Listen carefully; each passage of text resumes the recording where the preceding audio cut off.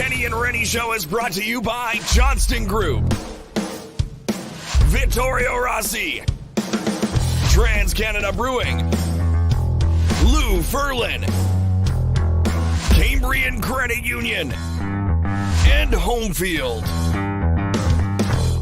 Hello, everybody. I'm Sean Reynolds from Sportsnet, about to be joined by Ken Wiebe from Sportsnet. Together, we are Kenny and Renny, and this is the Kenny and Renny post-July 1st free agency show. I guess we can't say anything other than that specific date because who knows what's going to happen after this. Free agency was a little bit slow today if you consider the vast number of players that were out there.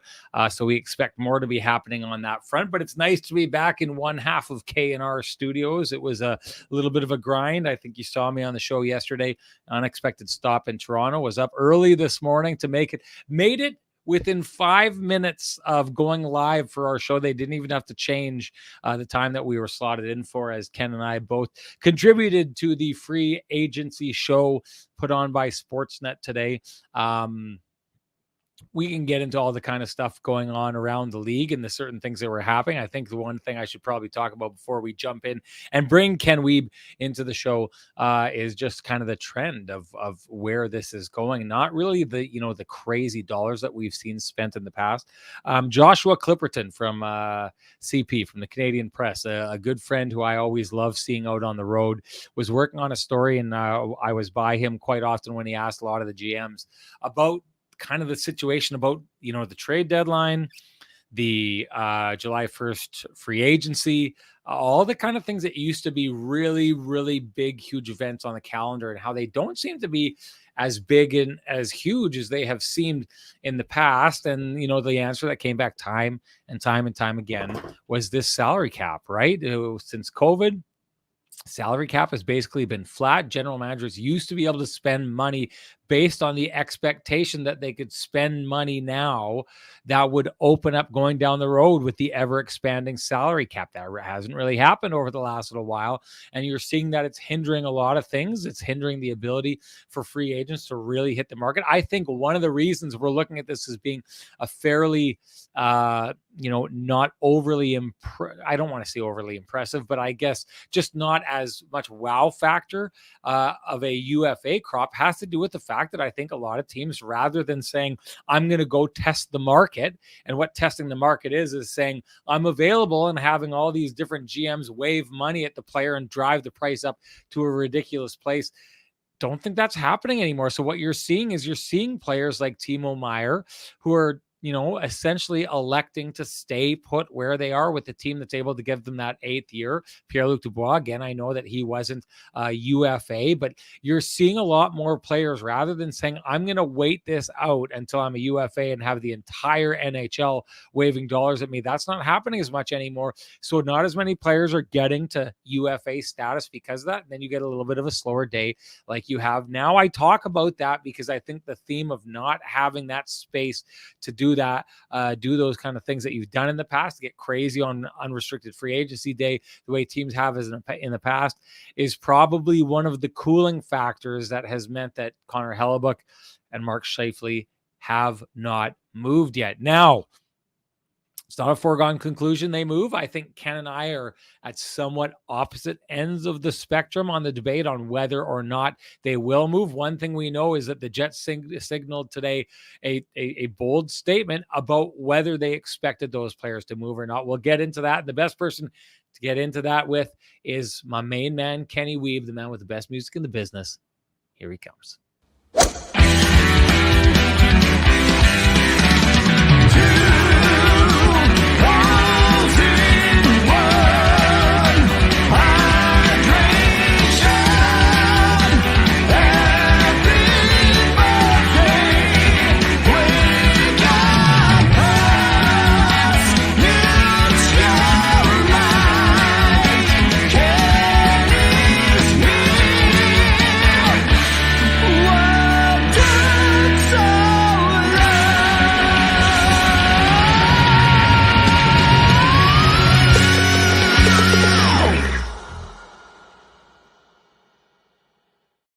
Ladies and gentlemen, one thing you should know about my main man, Kenny Wiebe, is that he loves action. And when there's not enough, he goes to find the action. It looks like he's given up on reporting on hockey, and he's moved on to covering basketball by his background there with the brand new glossy floor of the Winnipeg Sea Bears in the background there. But Kenny, welcome to the show. Great to have you, as always. To have your show, so you better be here. That's the way these things work. I'm just glad that you're here and that you made it. We've had a good day already today, buddy. We've had a good day today. I said it's great to be back in one half of K&R Studios. This is good stuff to be back here. Ken, let's get right into it because we've got Kevin Woodley coming on later. Goaltender guru who's going to help us break down the addition of Laurent Brossoit, but also talk about Connor Hellebuyck down the stretch here and some of the proclamations that were made today. Let's just get to you, and you can start off right off the bat. You were early on saying what the Jets were going to be getting. You were right about that. You were also talking a little bit about the expectations of what we can see from the Jets going forward, because I think a lot of people were wondering or thinking that maybe the Jets needed to have their business done. Players like Connor Hellebuyck and Mark Scheifele moved out before this day come. Clearly that didn't happen. How did that affect this day? Yeah, it's a great question. And yeah, I mean, it's nice that when we go on a national broadcast and make some proclamations that they actually happen. That's always welcome for sure. Always good to look like you know what you're talking about. I know you looked at me a little bit oddly before we went on the air with that, but yeah, I mean, as it turns out, the Jets, we knew that they were going to be looking for someone that would help reduce the workload for Connor Hellebuyck, and rightly so. Whether he stays here or whether he goes, whether he signs an extension, all of those things remain on the table, as we know. But as of right now, they brought in a very solid. It's not a stretch to call Laurent Brossoit a 1B. He's no longer just a backup. When he came the last time, he was a backup who had to beat out Eric Comrie. Now he's coming back as a Stanley Cup champion. Yes, we understand he's had issues with his hips that he had to have taken care of. And yes, we understand he got hurt in Game 11 of the Stanley Cup playoffs and didn't get the crease back from Adin Hill. But Laurent Brossoit is a very capable netminder. He was the best goalie in the series against the Winnipeg Jets. Of course, his volume of shots and quality that he faced was not as high, but he won the series in 5 games. So not to say that he's coming here to steal the job from Connor Hellebuyck. These guys are good friends. They push each other. But the most important thing about Brossoit is that he gives the Jets an ability to have someone to take the ball and run with it if at any point in the season or prior to the season they decide to make a move with Connor Hellebuyck if an extension can't be found. So to me, that's a super smart move by the Winnipeg Jets, and let's be honest, it's a super smart move for Laurent Brossoit, Sean. I mean, when he left the Jets to go to Vegas, he wanted to become a starting goalie. As it turns out, he didn't ever really have an opportunity to have a lot of runway and become one. Now he might once again. So for me, smart move on both parties. What that means for Connor Hellebuyck, we'll get into in a second. Colin Delia, it's interesting. When he was signed, I think that the fear for most people, Sean, was that he was the guy being brought in to be the backup. With all due respect to Colin Delia, he is been brought in to be the number 3 in the organization and to share the crease with the Manitoba Moose with Oskari Salminen and potentially Thomas Milic, who was just drafted in Nashville in the 5th round. So then we move up front. We've been talking about this 4 months, Sean. Vladislav Nemesnikov and the importance of him remaining in the organization. We said this morning it was a smart move for him before the move itself was even made. This guy is loved by Rick Bowness. He gives you center versatility. We know Kevin Cheveldayoff told you and others in Nashville he'd like to see potentially Cole Perfetti or Gabe Vilardi play at center. Well, he doesn't have to play at center now. He might, or those guys might play at center, but they don't have to. Because Nemesnikov can play center, he has chemistry with Nikolai Ehlers, which is one of the most important things here. But Sean, the most important thing about Nemesnikov is the most important thing about Nito Niederreiter.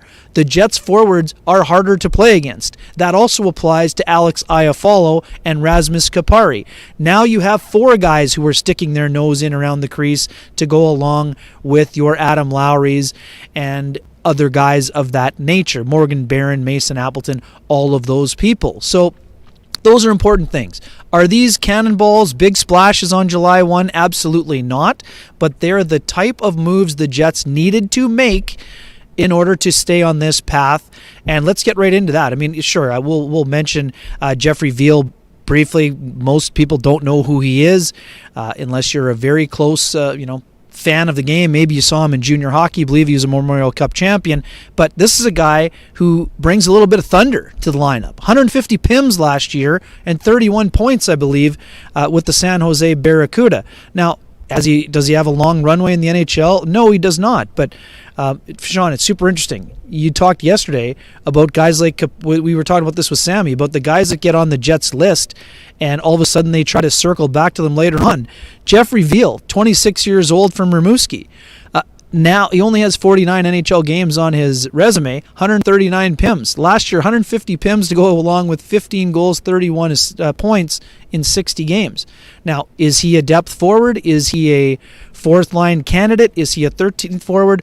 We're not sure. That's up to him, but a smart move on that front as well. So those are the four pieces of business today. We'll get into it, but let's also go right into it. I mean, what did you think of Kevin Cheveldayoff's answer? We've been having a debate on various platforms for 3 months, whether it's a rebuild, a retool, or whatever. Kevin Cheveldayoff found a new word before you could even finish the question. He stole it from me. He did. He did. No, He pulled the carpet right out on that one. There you go. Yeah, no, I mean, I had said to him, whether you want to call it a retool, rebuild, whatever, I said, like, this team is evolving, and he said, that's the word. This is the evolution of the Winnipeg Jets. But what I did take away from that entirely was that he did as much say that the Jets are trying to contend, and they're trying to contend right now. Mm-hmm. And that's going to lead to a bunch of different things, the idea of where the direction they want to take. The Mark Scheifele situation and the Connor Hellebuyck situation, which I think he shed a lot of light on, but at the very least shed the light on the plan as of right now, and probably what it's going to take for other general managers to deter him from that plan or take him in a different direction from that plan.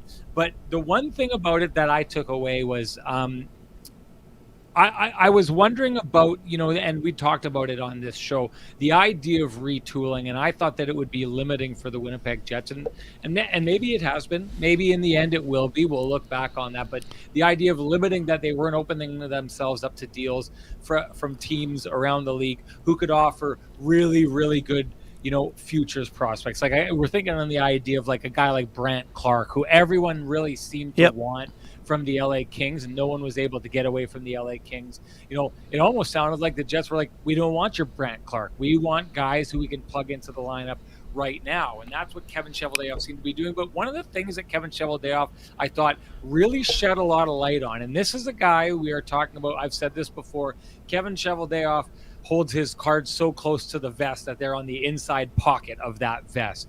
Today, he did let a little bit more go. I thought he was a little more, talked about what was going on, just like the other day, Ken, when he basically said out loud that he was going to buy out Blake Wheeler, and did exactly that. It sounds to me like the teams that he's been dealing with Connor Hellebuyck and Mark Scheifele, don't have that kind of future look that the Jets would be looking for anyway. So while we're sitting there wondering, why isn't he trying to get like a first round pick and this really exciting prospect and so on and so forth, I think what it is he's saying the teams that we've talked to don't have those things. If you take a look at the trade, the draft this year, there's a lot of teams that didn't have that first round pick this year. And a lot of those teams don't have that because they've been loading up to try and win right now. And it's the win now teams that are going to want a player like Mark Scheifele or a player like Connor Hellebuyck. And if you take a look at the two teams that have been associated with those, the team most associated with Mark Scheifele is the Boston Bruins. They didn't have a first round pick this year, did they, Ken? And if you take a look at the team that's been most associated with Connor Hellebuyck, that would be the New Jersey Devils. And I don't believe they had a first round pick this year traded either, for Meyer. Yep. Traded for Timo Meyer. So here we've got a situation where the teams that would be looking at making these deals probably don't have the most exciting future assets either, because they've already spent those to get into the positions that they're in. So the Winnipeg Jets, maybe it was a function of what was out there that they said, okay, let's get into the retooling. But it very much looks to me like the Winnipeg Jets, he used a different word. He used evolve. He didn't use retool. He didn't use rebuild, but he might as well have, because essentially what he'd said is this is a team that they're interested in having winning right now. And he essentially said the market didn't really bear out the kind of players that would have led to an exciting rebuild. And here we find ourselves today because of that. Yeah, super interesting. And also, what did you think about his answer to your question about a topic we've also discussed a lot in the last couple of days? Now that these moves have been made, and now that the Jets have stabilized the goalie position and stabilized their forward group, is there a chance that the Jets could shift to future assets if they are going to move Mark Scheifele and or Connor Hellebuyck? What did you think about his answer to that question? Yeah, again, going down that same road, it's basically him saying it. And let's be clear here. I talked about it at the beginning of the show before you were able to sit down and join here, Ken. But everything is being affected by the ability to fit large number salary players into your team right now. And so if you're taking a look at a guy like Connor Hellebuyck, you're not going for here, I'll give you a perfect example. Yep. If you are the Anaheim Ducks, you're not going after Connor Hellebuyck because you think he's going to turn around and win you a cup. Why? Because you've had a version of Connor Hellebuyck in Gibson for a long time now, who's made that team look better than they are. And they're still a really bad team, right? Like they had the worst points percentage in the NHL this year. They were the 32nd place team with a great goaltender who made them look better than they were. So they don't need to go get Connor Hellebuyck and get the next best version, or maybe an upgraded version of Gibson that basically doesn't get them to where they want to go. So that's not the team looking at Connor Hellebuyck. The team looking at Connor Hellebuyck is the team that thinks we're right there. And if we get this goaltender, he could put us over the edge. So when I think of teams like that, I think of a team like A, we mentioned it already, the New Jersey Devils, or B, the Buffalo Sabres. Yep. And if you get teams like that and you're thinking, okay, what are you going to give us back? Well, the Buffalo Sabres have put themselves in a situation where they've got a whole bunch of their picks, and they're not going to send you Owen Power or Rasmus Dahlin for Connor Hellebuyck. And the name that we brought up a lot with the New Jersey Devils, Dawson Mercer, a guy that they're just not going to give up on. So I think what you're hearing from General Manager Kevin Cheveldayoff is that the teams, the very small amount of teams who could A, fit Connor Hellebuyck into the salary structure, and B, be the kind of teams that would be going for him, just don't have those future assets that he's looking for. And one of the things I thought he made evidently clear was that by moving players, and he used this terminology, by moving players like Connor Hellebuyck and Mark Scheifele, those two players would leave massive holes in the lineup. Yeah. And what I took from that is, and I wanted to get into this, I'm going to make this point. If you wanted Connor Hellebuyck, there was a time to get him where the Jets could go into free agency in the draft and look at it from the perspective of those guys are gone. What's the next plan? Let's attack this based on that plan. You and I talked about this in the shows leading up to this, with the uncertainty of Connor Hellebuyck and Mark Scheifele up in the air, with that uncertainty being there. How are the Jets going to approach free agency? Well, we got the answer today. Kevin Cheveldayoff approached free agency like he is going to start the season with Connor Hellebuyck and Mark Scheifele in the lineup, and then he was taking care of today's business based on that ideology. Now, I think what that means is when general managers get a hold of him and they say, well, when we talked in early June, this was your price. I think at that point, Kevin Cheveldayoff is going to say, yeah, that was then, this is now. You had an opportunity to wow me and get Mark Scheifele and wow me and get Connor Hellebuyck, and you didn't do it. Why? Because you wanted to see what else was out there. You wanted to go into the draft and see what kind of moves you could make at the draft. You wanted the freedom to go into free agency and see, well, what could I get here? What could I get here? And I have to go in with a level of certainty, and the certainty I chose is that I'm going into the season with those players. So now it's changed. If you want Connor Hellebuyck, you have to give me a package that fills the hole that has been left behind, and you left it behind. You created that problem for me because you didn't deal with this before free agency. I had to move on like this, and now that's the problem that you need to solve for me. And so in that process, you get Connor Hellebuyck, who is consulted about bringing Laurent Brossoit in here. I mean, they're talking about this as being the goalie tandem for the year, but I agree with you. And the point that you were making about Laurent Brossoit coming in here is not only does it open up the potential, like you said, a 1B for Laurent Brossoit, who showed down the stretch with the Vegas Golden Knights. I think every game that he played in, he got a point except for one down the stretch. Really helped lock up first place for the Vegas Golden Knights, which was important because they ran into the team that would have knocked them off the mountain in the Edmonton Oilers in the second round, and then went out and beat the Winnipeg Jets before he got injured. Maybe if they do trade Connor Hellebuyck, you put him in and see, can you do this? But at the very least, what that does, signing a player like Laurent Brossoit, is if you do decide to move on from Connor Hellebuyck, now in order to replace the hole he's left behind, you don't need to go out and find a starting goaltender. You don't need to go out and find Jonas Korpisalo.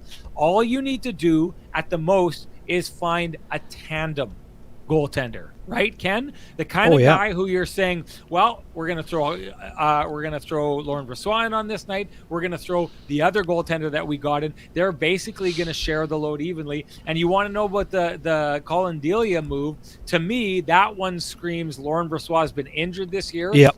He's been injured for the last couple of years. We need a guy here who's not necessarily an NHL guy, because Colin Delia isn't, but he's been that guy who's the third string in an organization and moves up to cover off when an injury happens, like we saw happen last year with the Vancouver Canucks. So today, Kevin Cheveldayoff went out and took care of his situation by saying, if problems arise with Laurent Brossoit and we are keeping Connor Hellebuyck here, Colin Delia is able to come in and spell that off for a little bit. But if we do lose Connor Hellebuyck, and this is what this move does, it keeps open the option of moving Connor Hellebuyck. It makes it so the team that they're dealing with doesn't have to find a starting goaltender to make that deal happen. Now you can get a backup, a Jeremy Swayman type, I think we're thinking here, Ken, if you're looking at it from that perspective. Also, Pekka Luukkonen. I would also think that would be a guy that, if the Jets get to somewhere around the deadline and maybe Buffalo steps up, then maybe you're probably not getting Devin Levi, but I think you'd have to look at Luukkonen at that possibility. Sorry to interrupt. No, it's a good interruption. Add-ons are always what we want when we get to interruptions in this show. But just to close it out, this is well done by Kevin Cheveldayoff, because he's positioned himself, he's covered himself off on the back end, and he's, despite the fact he's saying he's going into the season with Connor Hellebuyck and Laurent Brossoit as the tandem, and if we're being honest, that's the plan right now. This plan allows for the movement of Connor Hellebuyck should the right deal come along, and I still expect that deal to come along, Ken. Yeah, right on, my man. And we're just going to have to, I got to say something quickly here. Pierre Lucifer Dubois, bringing lots of fire here. I did not say VL moves the needle. I said he's a physical guy. That's what I said. I said he would be in the mix to be the 12th or 13th or 14th forward. But Mr. Dubois would also like this receipt to be held up, and we'll see what happens. But Pierre Lucifer Dubois says Jets draft in the top 10 in 2024. Take it to the bank. Right now, I don't see that being the case, but let's see what happens with Scheifele and Hellebuyck. And after that, we're going to dig into the depth. I mean, Sean, we talked about this. It doesn't matter what rotation the Jets are going to use or what their line combos are, but I'm just going to spit this out quickly for... Hey, before you do we should wait. Ken is about to get into an extremely important point. He brought it up earlier on today, and it basically is the basis of what Kevin Cheveldayoff has done here and done quietly. He's going to get into the results and what the Jets look like as the sum of their parts now. It's an interesting thing. Before we do get to that, though, I want to make sure I give a shout out to the people who are making this show happen here today, and that's a whole bunch of our sponsors, starting with our summertime friends. First of all, at the Keg, who have, I like Caesars now and again, Ken. Let's be honest. You see me do it all the time. It's not just a Sunday morning drink for me. I'm going to have to tell you, you shouldn't have left there. You shouldn't have gone home, because what we should have been doing when I leave the rink was going to the Keg to celebrate our season after finishing off our July 1 coverage. But you're already at home, so we'll have to save that for another night. you try chewing on a steak with after you lost. Also, fair enough. We'll save it for when you can really listen, enjoy it. I'll make it happen when you can spoon feed me the cake, some pureed steak or some beef tartare or something like that. Maybe we'll go down that road. But whatever we choose, we know it's going to be good at the keg. Absolutely great to have them on board. And, of course, want to give a shout-out to Pristine Roofing. Hey, we've got enough weather around to know that when the rain comes rolling in, you better make sure that you're covered, and no one out there is going to cover you like Pristine Roofing and Siding. Great to have them on board. Give them a call. Tell them Kenny and Renny sent you. Anything you need with your exteriors, roofing, siding, eaves troughs, all that kind of stuff. They're going to take care of you. Great to have them on board. And then let's get into the folks that we know have been there since the very beginning in the Johnston Group. They've had us covered since the very beginning. We're not hey, if people want to play around and say who they thought got who covered, I know that the Jets are covered on the back end now with Laurent Brossoit being here, a guy who comes rolling in with a Stanley Cup ring after out-dueling the starting goaltender. Talk about having you covered there. The folks at the Johnston Group have us covered since the beginning. They've been with us every step of the way. And let's be honest, when we talk about our sponsors fighting to keep these conversations going in these spaces, no one has done that harder and with more support for Kenny and Renny than the Johnston Group. Give them a shout out. Also want to give a shout out to the good folks at TransCanada Brewing Company. Ken, I went there the other day and I loaded up. I stocked up on my favorite, the blueberry. Nicely oh my done. God, that stuff is so good. But we know that on this show, the Lamplighter trumps all. The Lamplighter Amber Ale by our good friends at TransCanada Brewing Company. Head on down to TransCanada Brewing Company. Join them in their tap room at 11290, and they will hook you up with great beer, great pizza, great food, great environment. And we know if you went to the Kenny and Renny year-ender, you're going to have a great time there. Vittorio Rossi, you're wearing a Vittorio Rossi outfit right there. I stopped off at home to grab one of mine. I don't know, maybe Frank would be looking at how I'm treating this tie and he would be pulling his hair out. It's a good looking tie, at least, buddy. It's a good looking tie. Great tie. I'll say this, I'm very good at making people pull out their hair, so Frank is probably no different. Usually if I follow his word to the word, we don't run into these problems. But if you want to go down and get the best advice, the best clothes, the best way for you to look like $1 million, head on down and see our friends at Vittorio Rossi. Join them on Corden. Go in, ask for Frankie or one of the boys. They'll know what you're talking about. And for sure, tell them that Kenny and Renny sent you. Want to give a shout out to Homefield, who you know our intro and extra and all the work that we do. These great shovels we were handing out earlier on this year. That comes from our friends at Homefield, who've been helping spread the word about Kenny and Renny. And man, do they do a great job. If you need the word spread about any of your businesses or anything that you're doing, Homefield are the people to go to. And Ken, would you like to give a shout out to Sweet Lou Furlan before we move on here? Yes, sir. For all the folks who have realty needs that they'd like to have met, buying, selling, just curious what the house down the corner might be worth, you can contact Lou Furlan at Royal LePage Dynamic Realty, 204-791-9971, or at the office, 204-989-5000. His email is lou@loufurlan.ca. That's LOU@LOUFURLAN.ca. And his website is loufurlan.ca. Lou Furlan, excellent realtor, excellent human being, and excellent supporter of the community, including our podcast. And it was great to see Lou and his crew over at the year-ender at TransCanada Brewing Company as well. It's an interesting time with the market. Things usually pick up in the summertime. If you're looking for a house or looking to sell, Lou Furlan is your guy. Yeah, only Lou do what Lou do, so give him a call. Ken was about to make a point about the depth, that all of a sudden, if you take a look at the Winnipeg Jets and build their lines, all of a sudden, things are looking a little bit interesting because every guy gets bumped down a little bit. Ken's going to go through what he sees the lines looking like. I'm going to tell you this, the third line looking extremely tough to play against, and the fourth line looking pretty darn good too, Ken. Yeah, no doubt. And this is a work in progress. It'll depend on chemistry, who works with whom. But we've been talking about the need to spread out the skill over the top 9 rather than going more traditionally in that top 6, bottom 6 role. Again, this could change, and this is not to suggest Nikolai Ehlers wouldn't be the top line right winger, because he very easily could. He started last year in training camp and the first 2 games with Mark Scheifele and Kyle Connor. But right now, how I see it starting, I think Gabe Vilardi fits really well with Mark Scheifele. And is it with Connor or Perfetti? I'm not 100% sure. I think they'd be curious. I think there's some temptation to try Kyle Connor and Mark Scheifele separately just because of the defensive side of the game. I think that you could see that happening. Ehlers and Nemesnikov, I think, are going to be the pair. We're going to kind of see where things go from there. Obviously, too. I mean, you could go Perfetti.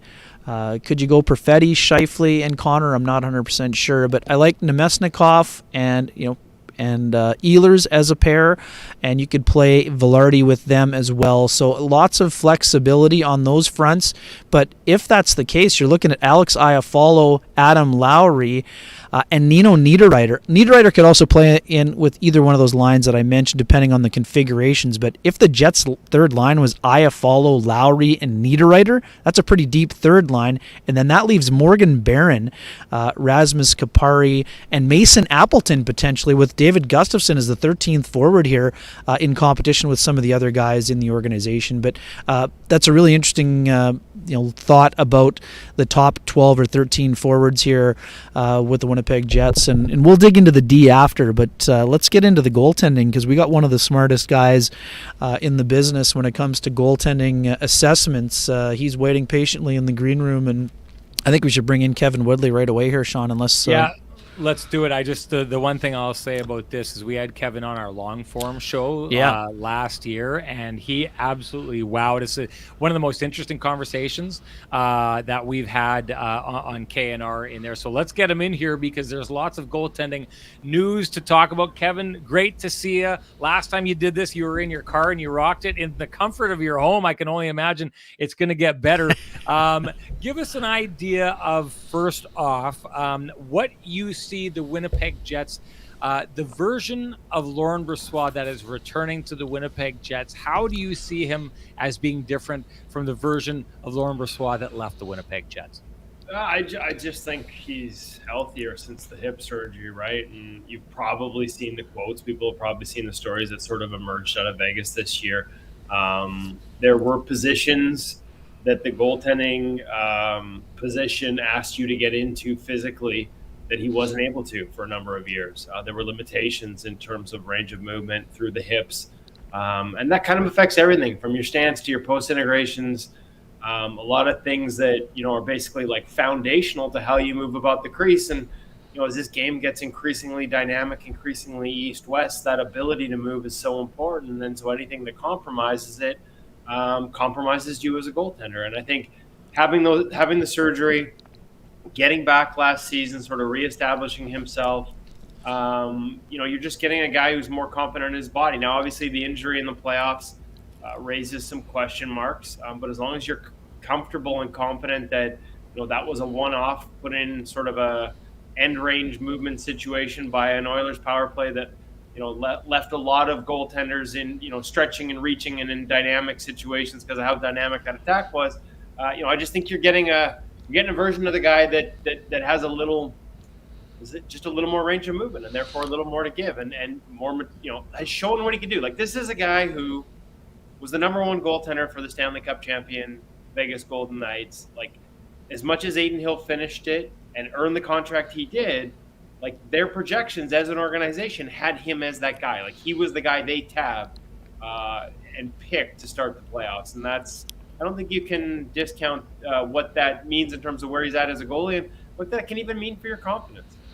Yeah, super interesting, Kevin. I mean, had a great conversation with LB before the series started down at the practice facility in Henderson, and he just seems to be in such a great place mentally. Obviously, it was a very arduous journey over the last 2 years with the hip surgery and everything else, but I mean, this is a guy who left Winnipeg for the chance to become a starter and then had to wait almost until the end of that second year of the deal. So here's a guy who has so much appreciation, and we know there's great familiarity between the two players in Hellebuyck and Brossoit, but we also know the competitive juices of both of them.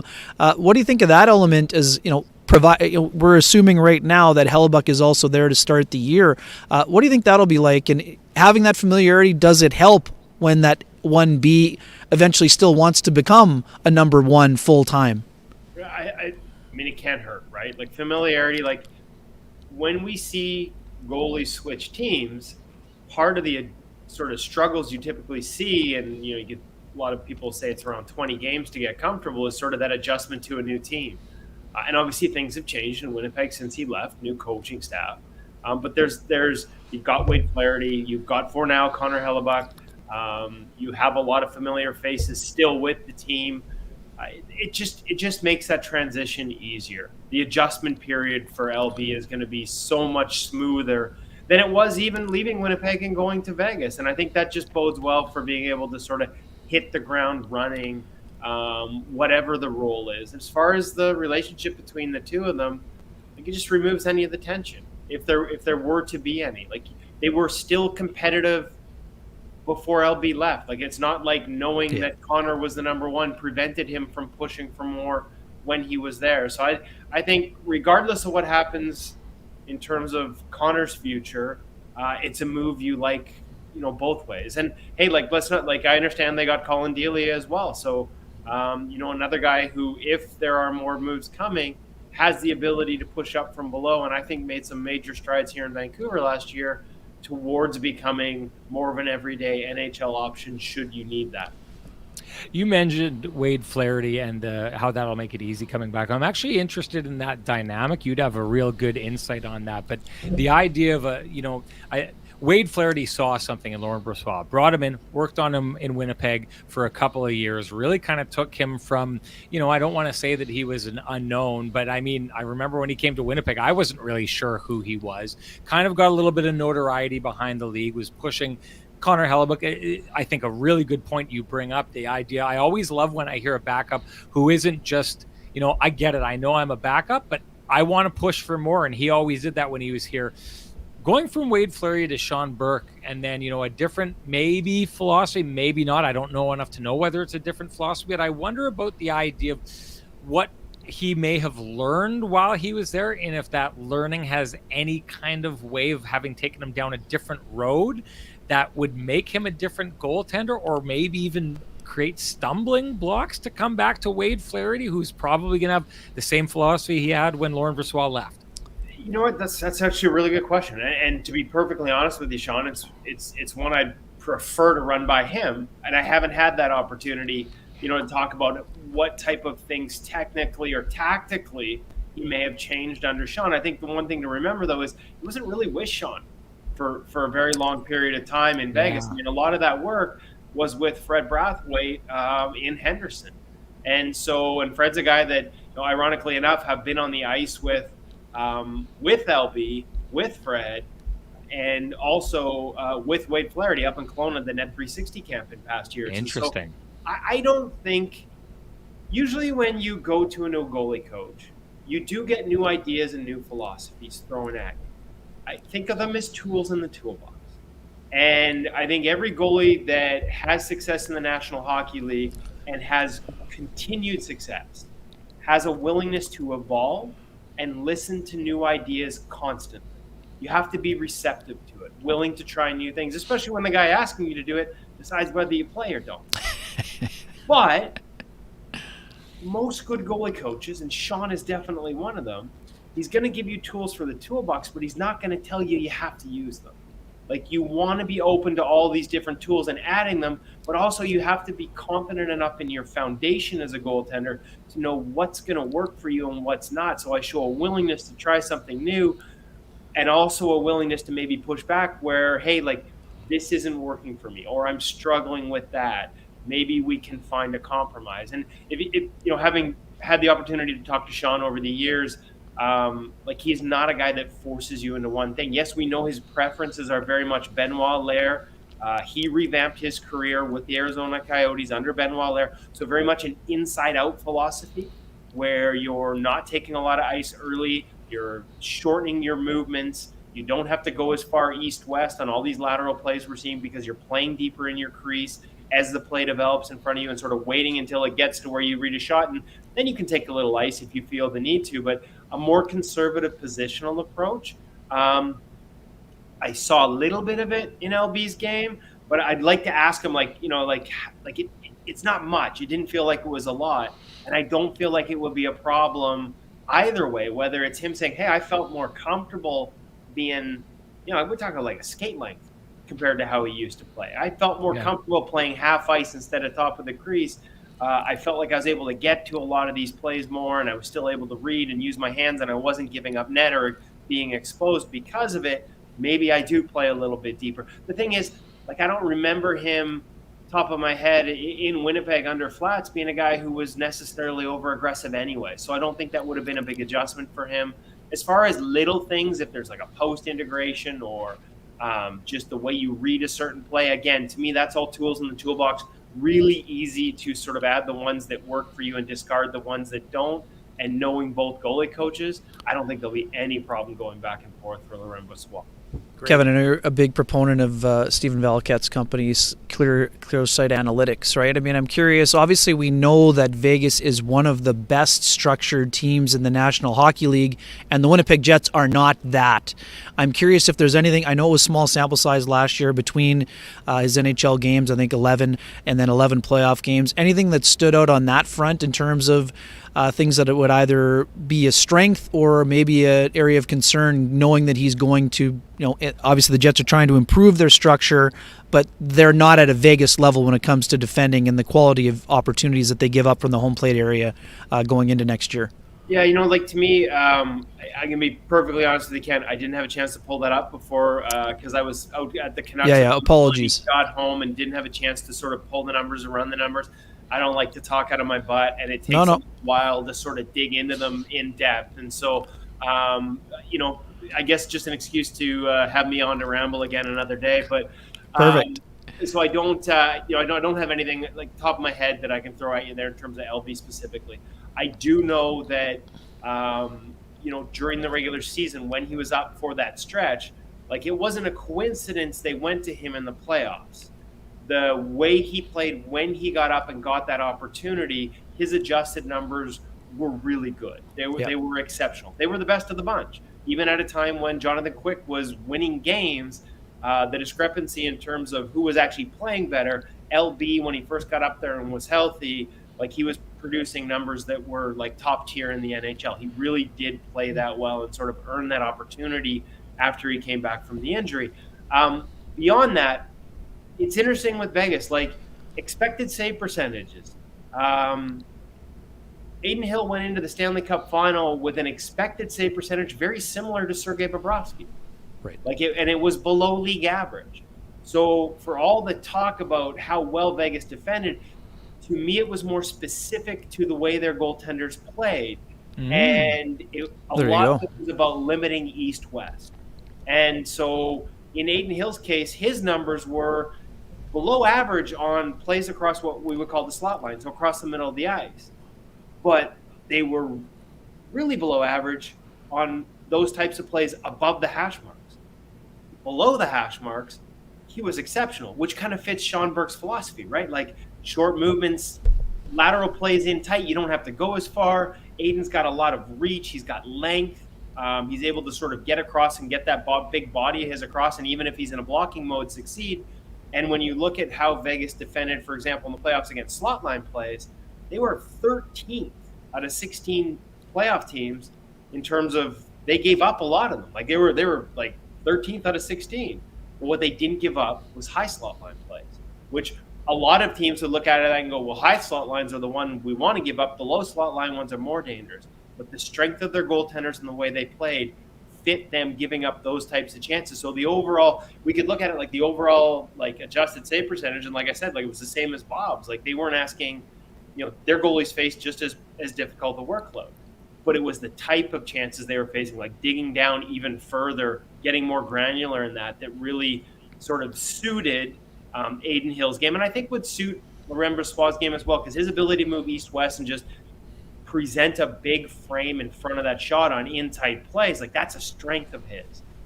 Put those guys in more of a reactive zone higher up in the slot area, and that's where you sort of start to see some relative exposure.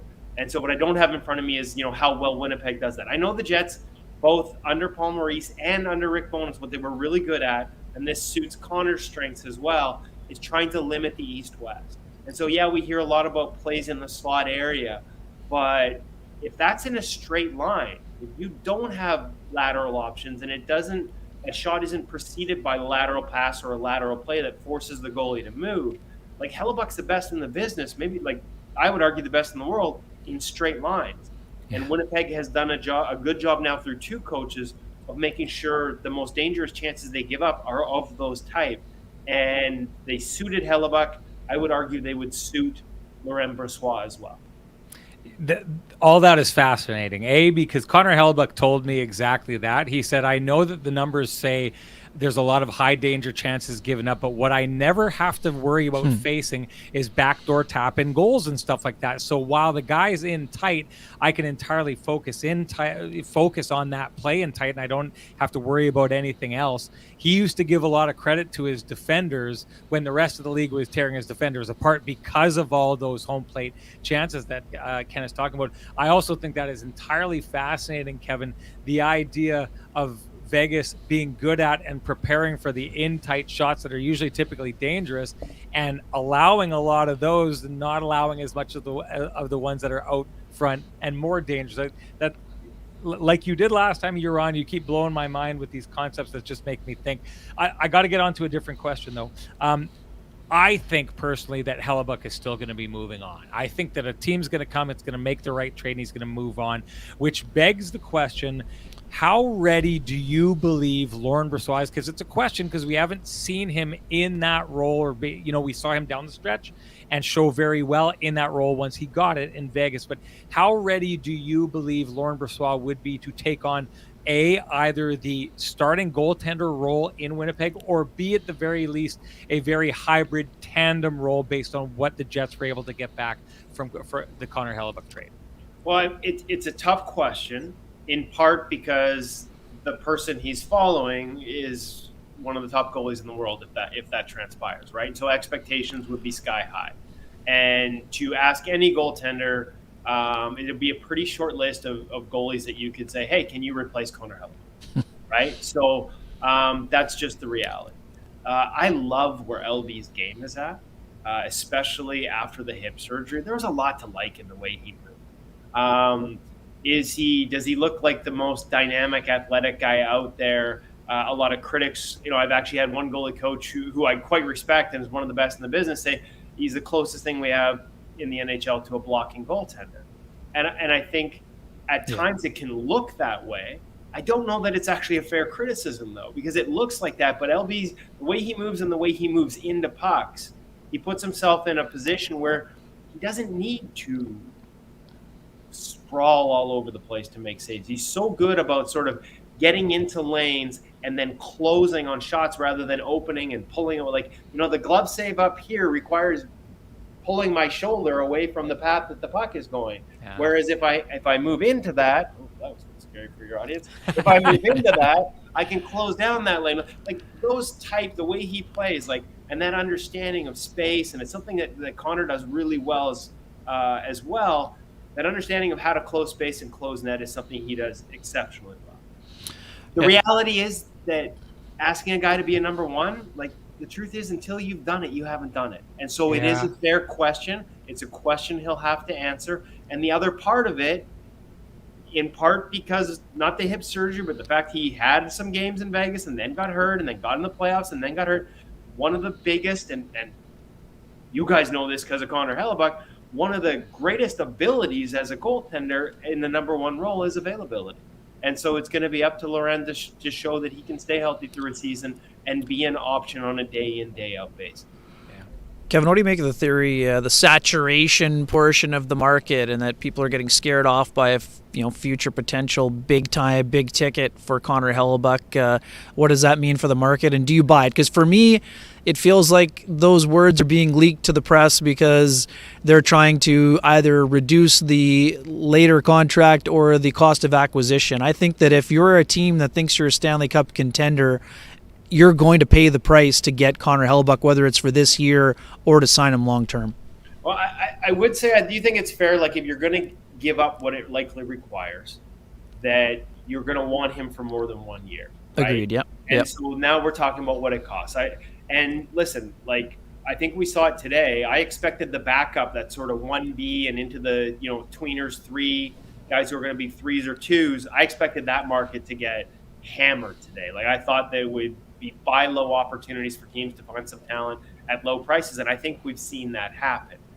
The one move that I didn't see coming today that I think bodes very well for the Jets if they proceed with trying to trade Connor Hellebuck is the Ilya Sorokin contract, right? Because I always had Shesterkin tagged as my guy as, are we ever going to see another Vasilevsky-like contract? Let's see what Igor gets. Well, it turns out it was Ilya that got there first.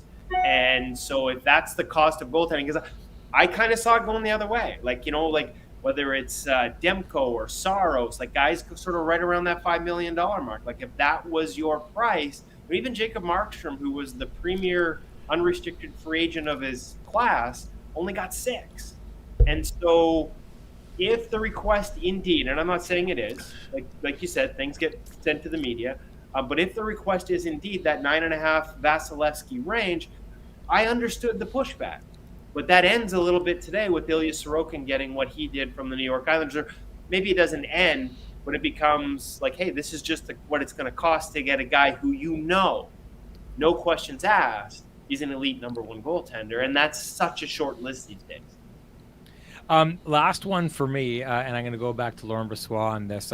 Like Ken, I had a chat with him. Just a great guy, right? When you get to talk with him, I really like the place he's at. You're talking about that you like where his game's at. I liked where his headspace was for that entire thing. Winning a Stanley Cup is only going to help with that. One of the other things, he looked like he'd beefed up, and I said it to him, like he looked like he got, always was in shape, but like really big and strong. I'm not sure if you saw that when I said that to him. He was either being, like sloughing it off or whatever, but saying, "Oh, really? I'm gonna have to take a look in the mirror and see how it looked." But I just wondered if maybe something that you'd seen from him has changed over the last couple of years since we saw him, was maybe a little bit of a body transformation, because it sure seemed to be what I saw. Or I just forgot how big he was. Well, I mean, LB's always been a beast. I don't know if this is a family show, but there was a nickname that he used to have at the training camps that we would go to, the Net 360 camps. And don't forget, these are camps with like all elite NHL goaltenders. The trainer he worked with, Adam Francilia, who you obviously will be familiar with in Winnipeg because of Connor Hellebuck, and he works with, I think now he's got like over a dozen NHL clients. They would like, you got like these elite NHL goaltenders up there. They're being given new exercises, and guys are struggling with some of these, some of these moves, and they're dynamic exercises. It isn't just sitting on the squat rack or pumping iron like you're Arnie. And it always used to be FULB, like, because he would just go in there and rip them all off and have no problems. Like, oh, wow. It would drive the other guys nuts. So in terms of whether he's bulked up at all, like, he has just always been a physical specimen, and which is why having that range of movement through the hips expanded does so much for his game, because he was able to do things before the surgery that other guys couldn't, and yet he still felt limited on the ice in certain movements. In terms of actually getting like a little more beefed up, I better be honest with you, Sean, like because of the hip surgery, he wasn't in Kelowna last summer. Because of the demotion at the start of the year, or starting the year in the American Hockey League, he didn't travel with Henderson the one trip out here to Abbotsford, so I didn't see him. And then late in the season, I wasn't able to catch up with him in Vegas. So I'm gonna have to plead the fifth on that one. But I'm hoping to get to see him in August, and I'll be able to answer that question from Net 360 this year. Just two quick ones from me, Kevin. I know you mentioned Delia earlier. I'll circle back to him at the end, but I'm also curious for your thoughts on Thomas Milic, and with the Jets picking him with a late round flyer after he'd been passed over before. Obviously, we know the exploits with the Seattle Thunderbirds and with Team Canada. Just curious for your assessment on him. And Sean and I were talking about this yesterday. How come Devin Levi at 6 feet is an elite prospect, and Thomas Milic at 6 feet is an afterthought until he gets drafted in his third time? And then round. Yeah, to start there, and then I wanted you to circle back with sort of just expand what you saw in terms of the development with Colin Delia in that number 3 role. I mean, listen, like, Devin Levi wasn't always an elite prospect, right? Like, before he finally got onto the Hockey Canada World Junior program, like, they didn't even invite him to the Program of Excellence camp. It was a freaking Zoom camp. Like, yeah. You could have invited anyone, and they didn't invite him. I think it's a size thing. And I just think sometimes because of that, it's way too. And Devin Levi had success, and they like Hockey Canada ignored him, right? Like, I just think it's too easy to overlook guys. I would point to Dustin Wolf as another example. I mean, he basically followed Carter Hart's footsteps in Everett, produced similar numbers in Everett, had the same level of success that Carter had in Everett, but he was listed at 2, are probably more like 3 inches smaller. And I was here in Vancouver covering the draft in 2019, and he almost didn't get picked. And now he's what? 2-time AHL goalie of the year in his first 2 pro seasons, MVP of the league last year, and much like Devin Levi on a straight line to the National Hockey League. I think there's very much a chance of Thomas Milic being that guy. He's been on, for your audience, if they want to check it out, In-Goal Radio podcast. I can't remember what episode. We had him on shortly after they won the World Juniors. I love the way he thinks the game. I love his mindset. I love his approach. I love the balance to it. And he's not a guy that's resting on his laurels. He's open to new ideas, new teachings, new philosophies. Same with Scott Ratzlaff, who was his backup in Seattle this year. I thought to me, he was the most impressive goaltender that I watched at the CHL Top Prospects game, which was here in Vancouver this year. And yet, wasn't. I actually got to look it up. But I know he wasn't the first of that group picked, and was further down that list than I would have expected based on what I saw. And he's also 6 feet. So I just think that despite the Wolves, despite the Devin Levis, there still is this bias towards size. And I think, frankly, it's probably wrong. And if you're the Winnipeg Jets, you're hoping that it got you Thomas Milic at a spot it probably shouldn't have, just like a lot of people are looking at Devin Levi. Was 7th round pick, no? Dustin Wolf, 7th round pick. These are guys that had success, got overlooked, and now if you were to go back and look at it, you'd be like, how the hell did he get to the 7th round? I think there's every chance, as unpredictable as things are, there is every chance we're asking similar questions. Whether it's to the same tier as Wolf or Levi, I can't say, but we're asking similar questions about Thomas Milic in 2 or 3 years. Interesting. And then just a quick one on, I said only one more, quick one on Delia. And then if you have any thoughts on Dom DiVincentis, obviously OHL goalie of the year, 7th round. I'll circle back on that one if you don't. I'm just curious, because again, the Jets, another 7th round pick, a guy who last year nobody knew about, and now all of a sudden as an 18-year-old goes in and absolutely rocks it in the OHL. So we'll save him for another day unless you have any cursory thoughts. Let's get to him. Well, I just don't know that Kevin has any thoughts based on the head. By the way nod. he's responding, he's and this is the thing. Obviously it's kudos to the Jets because they saw something that hit the following year after they picked him.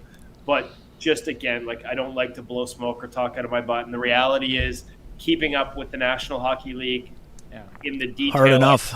In the American Hockey League means.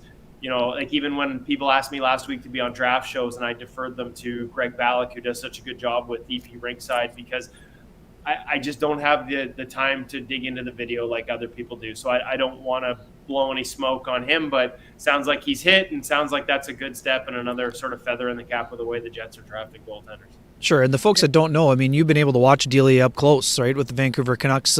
What sort of stood out to you? People will look at the number sheet, boxcar stats, and say, 327, 888, or 882. What have you seen in terms of his growth? Vancouver was a tire fire defensively last year, tire fire. Yep. And I think even here, people were like, well, hey, just look at Demko's numbers, especially before he got hurt. People are like, oh, he was able to bail them out last year. I'm like, yeah, last year they were a bottom 3rd team. This year they're a bottom 3 team defensively. And I'm telling you, that's 7 or 8 spots out of 32 teams, but the difference is exponential. Until the coaching change, they were just so bad defensively. Colin is a guy who came here trying to, be open to make some changes. He saw Spencer Martin and he watched Spencer Martin before in the American League, watched him spend a year here in Vancouver, saw him again and was like, that's a different goalie. I want to try some of that. And so he really bought into some of the stuff that Ian Clark teaches. And obviously Wade Flaherty would have played for Ian Clark. I don't want to say a disciple, but knows Ian Clark and the philosophy quite well. It's pretty regimented. It's pretty, there are specific things that they do technically and tactically here that not everybody else does. Colin bought into it, much like Spencer Martin. It took some time in the minors to make such significant changes, instinctual and innate. I love to quote Top Gun.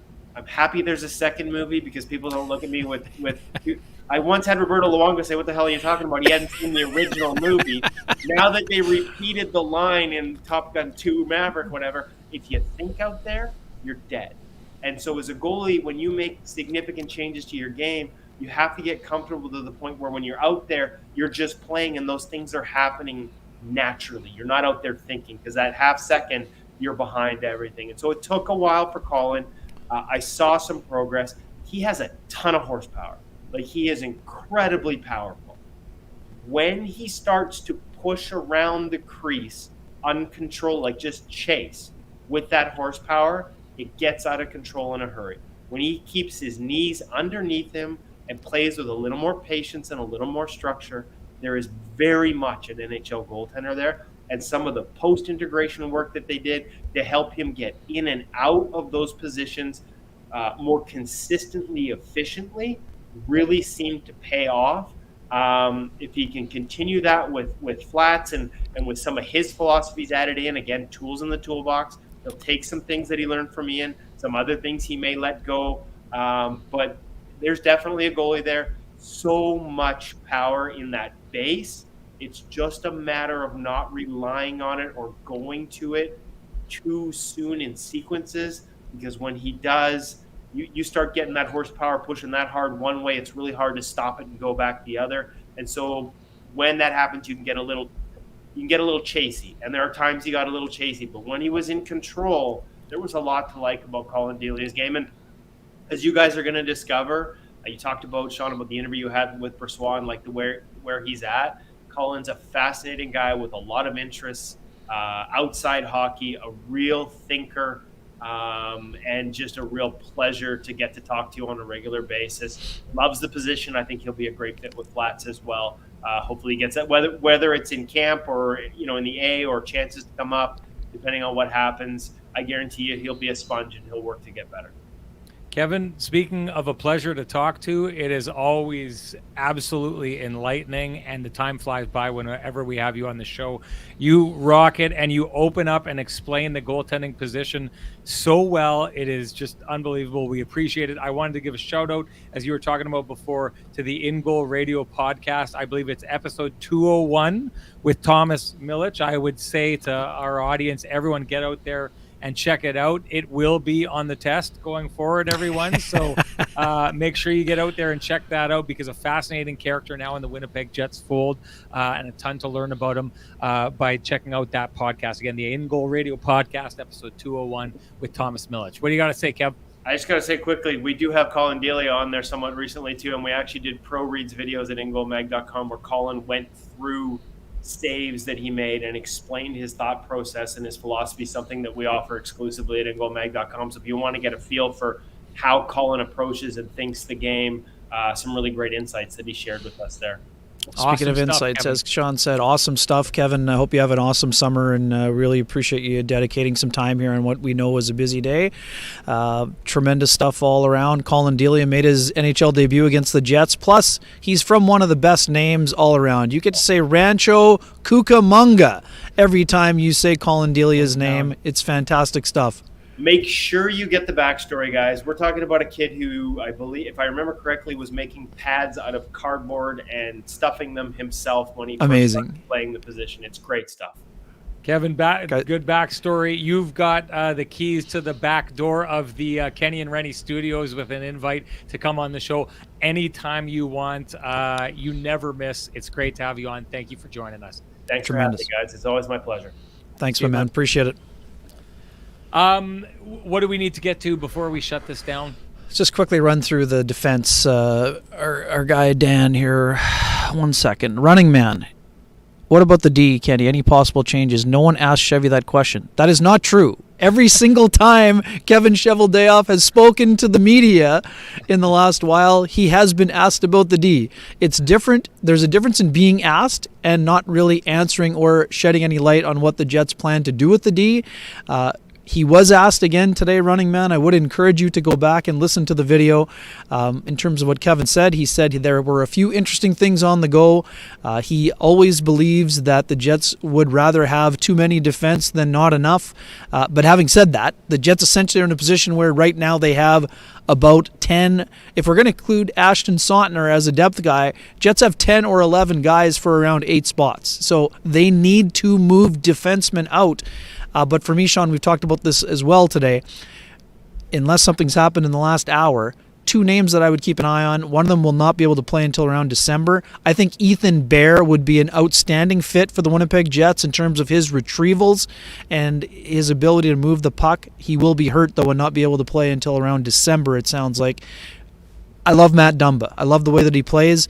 Obviously, his career did not go on the meteoric rise after the fight that he got into and the injury that he suffered with that torn pectoral muscle. But I do think that Matt Dumba would make sense on a lot of levels as a right shot defenseman. Now they'd have to move some money out in order to make that happen, though, because he's probably looking at $4 or $5 million in an AAV. Jets are going to be a cap ceiling team, Sean. People wondering, they were looking at Cap Friendly yesterday and saying, "Oh my goodness, Jets have $14.5 million." Well, they weren't counting Cole Perfetti, and that only included 15 players on the roster, and they have 6 RFAs that need to get signed on that list, including Gabe Vilardi, who just had 23 goals and 41 points. So most of that money is already been spoken for. There'll be a little bit of wiggle room, and there are a couple of bonus. There's another potential for bonus for Cole Perfetti as well. I believe going into the last year of his ELC, and he hit his bonus. Again, and I'm saying Sautner is like 11 or 12 on the depth chart. I'm just saying that the Jets have at least 10 right now. Right now my 5th pairing had Declan Chisholm and Ville Heinola on it, depending on what happens with Logan Stanley and Kyle Capobianco. So something needs to happen on the D. And I think regardless, I think they need to change the mix. And someone like Dumba or Ethan Bear, to me, makes a whole lot of sense on the 3rd pairing. So I think it was overall an interesting day for the Jets. Again, not a huge splash, but a couple of smart moves. And we'll see how they pan out. And man, we say this every time that we have them on. Kevin Woodley explains goaltending. I would probably like to say better than anybody, at least that I am aware of. I love listening to him when he comes on with us or with Jeff Merrick, our pal in Toronto. Just such an insightful guy. This guy knows a lot about the position. He's not afraid to share his insights, and he explains it in a way that even you or I, people who haven't done anything else other than play street hockey goalie, even we can understand what he's talking about. But his level of depth and knowledge is just absolutely tremendous, and we're so appreciative that he spent this half an hour and change with us to discuss all of those things. And like I said, this is so important because what do we see in the comments? Oh, Colin Delia, look at his numbers. Terrible, terrible, terrible. Well, he told you why those numbers weren't very good, and he also told you why he may improve under this, regime with Wade Flaherty because of the things that he sees in Colin Delia, having watched him when covering the Vancouver Canucks and getting to know him over the years. And I think that is something that was super important. And the insights on LB are outstanding. I mean, this is a guy who has been on the ice with him regularly and knows him really well as an individual. Kevin, Sammy, Elliot. Oh, what a week. Bukla, a phenomenal week of people. That's one of the things we love to say. Not only do you get to spend some time with Kenny and Renny here, but we have some of the most knowledgeable people in the business, some of the best storytellers, some of the most insightful people in hockey that are willing to spend time with us, and we're so thankful of it. Kevin Woodley, most definitely one of those. Ken, quick, before we shut this down, the one thing I think we need to get on the record, Hellebuck, Scheifele, are they with the Jets at the start of the season? One, both, either? What do you think? I'm going to say one of the two for sure, possibly two. I think of them, who do you think is the more likely to be here? Hellebuck, more likely to be here, but I think I'm not 100% sure which one. I think that at least one team will step up in an offer for one of the two. I'm sorry, I'm not trying to stay on the fence. It's hard to predict. A lot of the goalie chairs have been filled. We talked about Carolina. They brought back both Ranta and Anderson. There aren't a ton of jobs open. I think New Jersey, to me, still seems like the most logical outcome. there's a possibility that neither is on, that, like, as predicted by Jack there. I think that Connor Hellebuyck could start the year with the Jets just because of what we talked about. I think having Laurent Brossoit around allows the Jets to start with Hellebuyck, and if they have to move him at the deadline, they could make a case that, there's probably going to be some drop-off. There wouldn't be the type of drop-off that would ensure the Jets would miss the playoffs if they had to move him, and then maybe they bring another guy back with term if they have to move him. The staring contest and the drama will continue, as you mentioned in our hit. In terms of Scheifele, it's interesting. What's the marketplace like for him? He is a valuable commodity. We'll see what happens there. Well, how about you? What's your number? I'm going to say 1.5. Yeah, I say both gone. Both okay, gone. There you go. Connor Hellebuyck is just too valuable to move, and I know Ken has great thoughts on this. This is a guy who is a late-round pick for the Winnipeg Jets, who they found and turned into one of the best, if not the best, goalies in the entire league. Maybe you just take the career that he had here in Winnipeg and say, we turned something that was, a gamble and a risk into a huge, long career here, and you just live with that and losing the player for nothing. I don't think that happens. I think you have to move him. You just get too much back for him, so I do think that he will be gone. Mark Scheifele, I think it's the same thing. I don't think either player is re-signing in Winnipeg, so that's all, that's talk, I think, coming from Kevin Cheveldayoff. I think behind the scenes we've heard enough to know. I think I've heard enough behind the scenes to know that those players are not considering staying in Winnipeg, and if you don't move them, you lose them for nothing. I think it happens eventually. And I would also say this, we established yesterday on our show, Blake Wheeler did not get bought out by the Winnipeg Jets and move on today to the New York Rangers because the Jets weren't happy with the money situation. They needed to move on from Blake Wheeler if they were going to move on from the culture that he's helped establish. I don't think you can move on from that culture entirely if you don't move on from Mark Scheifele as well. So I think for those reasons, both those players will be gone. Just quickly, I'm going to say it. We talked about what a fit. I think this was some good analysis by us leading into this on Vladdy Namestnikov. Here's a guy who bounced around the league for a long time. He caught my eye back in 2015 when I was covering the Cup final between Chicago and the Tampa Bay Lightning.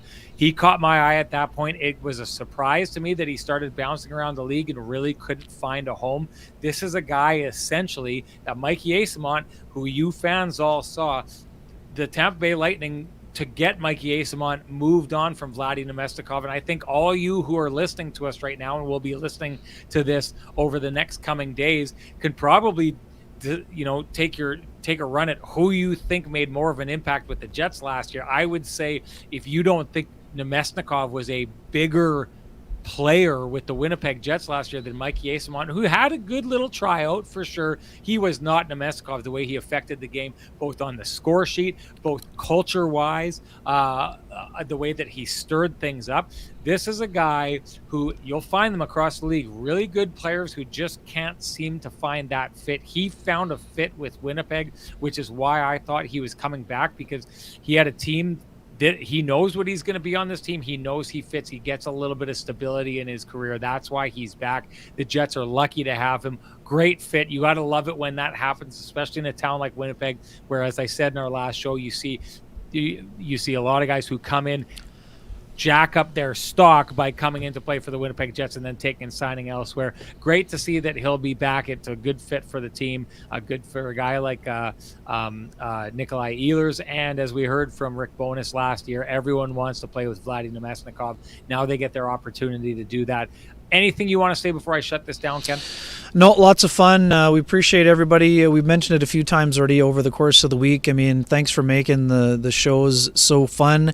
We had incredible engagement. People, we know that the schedule was tough certain times, but people found the show. They loved the show. The engagement in the chat room has just been absolutely awesome. We knew it would be a busy and interesting time. We both thought that probably all four of those four pieces would be moved. So far, two of them have been moved. Still time for other things to happen. And I've sort of flopped onto your previous premise that the Jets would maybe run it back with a couple of those guys. So we'll see what develops. I do think that the Sorokin news today is a massive development when it comes to Hellebuck, Sean, in terms of his future, in terms of the market. I wouldn't say market correction, but Ilya Sorokin is 27 years old. Hellebuck's going to be 31 by the time he's looking for a new deal, even though he has a little bit of a longer runway and has those 3 Vezina nominations and 1 victory. I think that this, I'm not going to say it establishes the ceiling, but even with the cap going up next year, it's going to be hard for Connor Hellebuck to get to 10 million. I mean, could he get to 9? It's certainly possible. And you know what? If the Jets want to keep him, they might have to pay more than what Sorokin got from the Islanders. But I don't know that it's going to hit the $10 million range.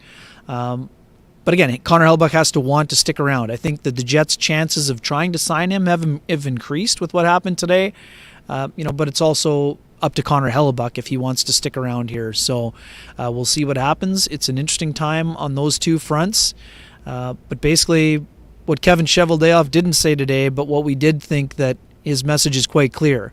If you're an NHL team and you're interested in Mark Scheifele or Connor Hellebuck, you better make a better offer. Because the offers to this point have not been even remotely close to what the Jets would be looking for in terms of moving either one of those players. So, like we've talked about, is it a bluff by Kevin Cheveldayoff? I don't think so, but it was definitely a proclamation that you need to do better if you want either one of these players, because the Jets see those players as big-time assets who have given a lot to the organization. So, we'll see what happens. I think I would say the Jets are probably in a better position than many people thought they would be in terms of their playoff chances going into next year. But let's reconvene after things settle. The dust be settling was a phrase Kevin Cheveldayoff used a lot today. Let's see what happens after the rest of the dust settles. But for now, thanks to everyone who made this such an incredible week. Sean, awesome work with a lot of travel and some travel hiccups. We had a blast in terms of what we were able to deliver. I think we had we're pretty proud of the 5 shows we put together. You talked about the guests, just absolutely tremendous, top shelf, top tier guests with insight and lots of passion. We've seen plenty of passion this week, and we did our best to bring a lot of that of our own. So, and as you mentioned, I know you're going to get to it, but thanks to our sponsors. What an awesome job they did stepping up for this 5-show block here. And like you always say, we couldn't do the show without them. Yeah, no doubt. I just wanted to bring this up quickly. Corey May says Chevy ain't bluffing, Ken. I agree with this 100%. Oh, I didn't say it was bluffing. No, he's not countering you. He's like kind of adding to what you're saying. Sorry, yeah. But what I take away from this is I think Chevy's being really transparent. I think what Chevy did with Pierre-Luc Dubois was show the entire league, listen, I'm going to move this guy, but if you want him, I'm going to get what I want here. And I think this is very much Kevin Cheveldayoff making that trade and then looking dead-eyed at the rest of the general managers in the league and saying, I'm going to get what I want here. So if you want Connor Hellebuck, this is what it's going to take. If you want Mark Scheifele, this is what it's going to take. That's where he's going with this situation. He's made it clear. He's made it evident. I think what he's doing is he's just setting the parameters here. I don't for a second think that they're just going to turn around and go back and that the intent is to have Mark Scheifele here and Connor Hellebuck here. I think the intent is to move both those players, but he's going to move them on his terms. The Pierre-Luc Dubois deal shows that, and I think him saying we're okay going into the season with those players is a way of him saying that as well. Ken talked about it. Got a shout out to our sponsors, all of them. If you appreciate the conversations happening in these spaces, please appreciate our sponsors who fight to keep those conversations going in these spaces. For us, that's the Keg, Pristine Roofing, the Johnston Group, Vittorio Rossi, Homefield, Lou Ferlin, and the Trans-Canada Brewing Company. Thanks so much to them. Thank you most of all. Let's say thank you to Kevin Woodley, who absolutely rocked it along with our guests. But thank you most of all to you, the audience, your comments. They feed us. They feed us on this show. Fuel. They drive this show. They fuel us. I have to say, we didn't make it easy for everybody to find us for these shows. That wasn't by design. It's just the way it had to be. You all did a great job right now. Over 200 people in the chat room. And we noticed, like Ken said, you guys have been gobbling the show up on YouTube. and in podcast form after this. Thank you so much. We appreciate that. We will be back to talk about the Scheifele move, if it happens, the Hellebuyck move, if it happens. We are there to serve you, there to pop up and make sure we have these conversations when these conversations need to be had. But thank you so much to all of you for joining us for this string of shows we put here together. It means the world to us. I hope we made it worth your while. We will see you when the news breaks. The Kenny and Renny Show is brought to you by Homefield, Cambrian Credit Union, Lou Ferlin, Trans-Canada Brewing, Vittorio Rossi, and Johnston Group.